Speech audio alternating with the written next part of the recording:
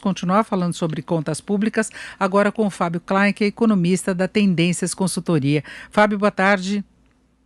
Boa tarde, Denise. Boa tarde, ouvintes da Jovem Pan. Bom, nós ouvimos o Mansueto Almeida fazendo avaliação dos dados de hoje, falando do custo, né, que a pandemia vem tendo para as finanças públicas.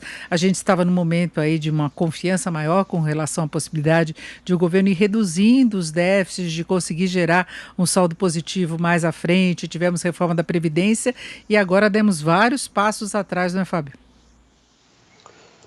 Infelizmente a gente está voltando várias casas para trás de uma forma imposta pelas condições. Não é uma escolha de governo, é uma necessidade de governo, né? O governo precisa atuar neste momento. Isso no Brasil e em qualquer país do mundo. E a política fiscal, na forma de mais gastos e redução de tributos, né, pelo menos temporariamente, isso é fundamental, tem um efeito muito importante para evitar os prejuízos que a pandemia inevitavelmente trará, né?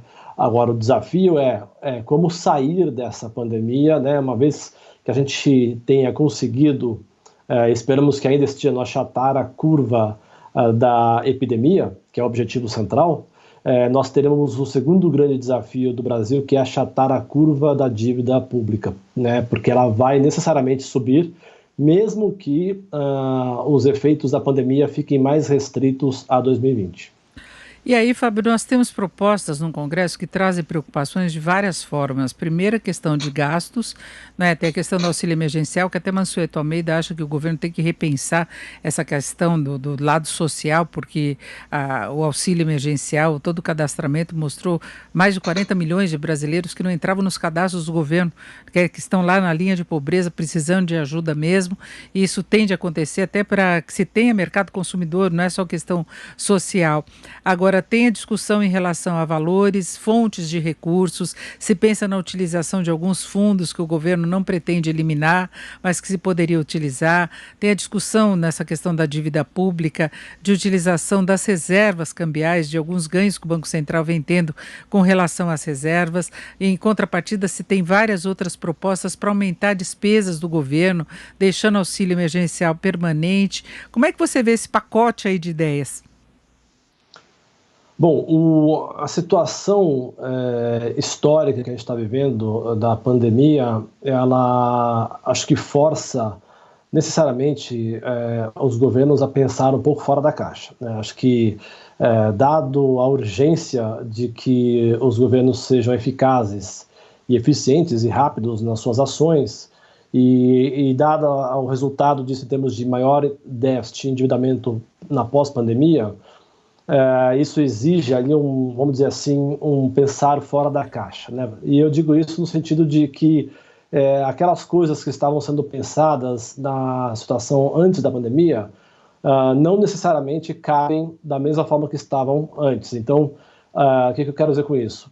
Número um, primeiro a gente tem um desafio fiscal a completar, né, a resolver. Isso já acontecia antes da pandemia, né? O Brasil já era um país, dentre os emergentes, dos mais endividados. Então a gente já tinha um desafio nesse sentido e a gente estava cumprindo esse desafio de forma gradual, mas caminhando para uma consolidação fiscal, né? Fizemos uma reforma da Previdência nesse governo super importante para justamente diminuir o ritmo de crescimento dos gastos obrigatórios que o Mansueto citou, né? Que vem consumindo cada vez mais espaço do orçamento. E fizemos também a reforma do teto dos gastos, né, criando um teto, um limite para o crescimento das despesas federais. São as principais medidas que tivemos nos últimos anos como um processo de reforma fiscal visando uma sustentabilidade das contas públicas. Essa direção, essa necessidade de consolidação fiscal ainda continua, mas a dificuldade será fazer algumas medidas de ajustes numa pós-pandemia, quando a sociedade brasileira, né, o governo e empresas e pessoas estarão mais machucados, né, mais endividados, mais machucados, com a necessidade de uma reconstrução econômica. Não diria nem recuperação, é quase uma reconstrução, talvez seja a palavra mais adequada. Então, criar essa ponte para que a gente volte aos objetivos que nós tínhamos na pré-pandemia, que agora são ainda mais urgentes. E aí o desafio é como fazer isso. E aí vem essas questões que você está colocando. Eu acho que a coisa mais importante Não podemos ter pautas bomba, não podemos nos dar ao luxo de ter pautas que não implicam uma avaliação detalhada dos benefícios socioeconômicos e os custos fiscais dessas medidas, porque eventuais discrepâncias nessa relação de benefício e custo, do ponto de vista dos investidores, quem aplica recursos e quem financia o déficit do governo, eu, você, os ouvintes que aplicam no Tesouro Direto, empresas, institutos de previdência, etc., investidores estrangeiros, vão olhar e ficar com receio. Será que esse governo ele é confiável? Será que dá para confiar de que emprestando hoje, daqui a 3 anos, por exemplo, meus juros não vão ser corroídos por um processo inflacionário? Será que os juros não vão subir no futuro? Será que o governo não vai ter que aumentar a carga tributária para dar conta de honrar sua dívida? Essas perguntas geram uma incerteza do ponto de vista do investidor.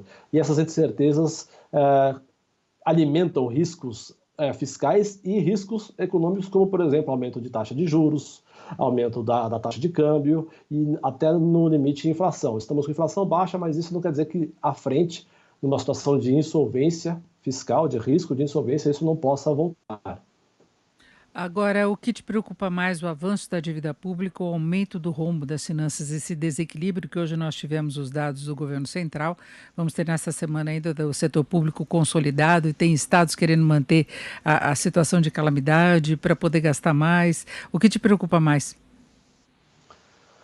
Olha, quando a gente analisa questões de sustentabilidade fiscal de um governo, a principal variável de acompanhamento é a dívida, né? Ou seja, toda vez que a dívida tem uma trajetória de crescimento que você não consegue ver ela caindo, se ela tem uma trajetória que cresce, cresce, cresce no longo prazo de forma contínua, essa trajetória gera um risco de insolvência.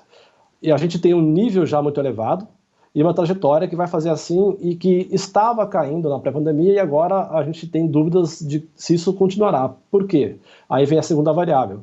Se a gente continua tendo déficits crônicos ou até crescentes que impeçam esse movimento de reversão da dívida. E o déficit nada mais é, como todos sabem, um descasamento entre receitas e despesas muito superiores às receitas. E é aí que vem a nota que o próprio secretário do Tesouro, Mansueto, colocou na divulgação de hoje, que é o principal risco de curto prazo, é o quanto dos gastos da pandemia e dessas ajudas emergenciais eventualmente se transformarão em gastos não pontuais, emergenciais, mas permanentes, contaminando, portanto, 2021 ou até anos à frente.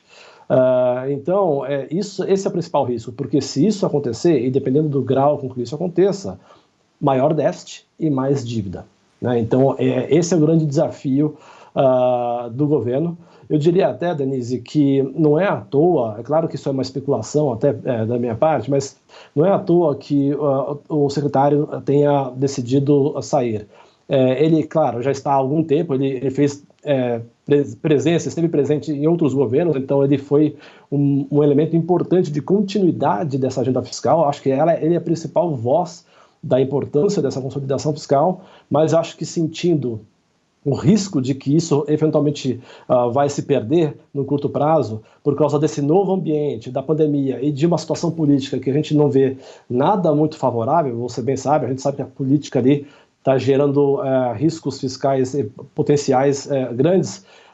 É muito difícil para o Mansueto topar segurar essa agenda, porque, claro, sozinho ele não seria capaz de fazê-lo. Então, ele está sinalizando já há algum tempo esses riscos, mas muito provavelmente a saída dele também envolve a seguinte mensagem: olha, se for por esse caminho, eu não topo. Isso, nós conversamos com o Fábio Klein, que é economista da Tendências Consultoria. Fábio, muito obrigado, uma boa tarde. Boa tarde, Anísia.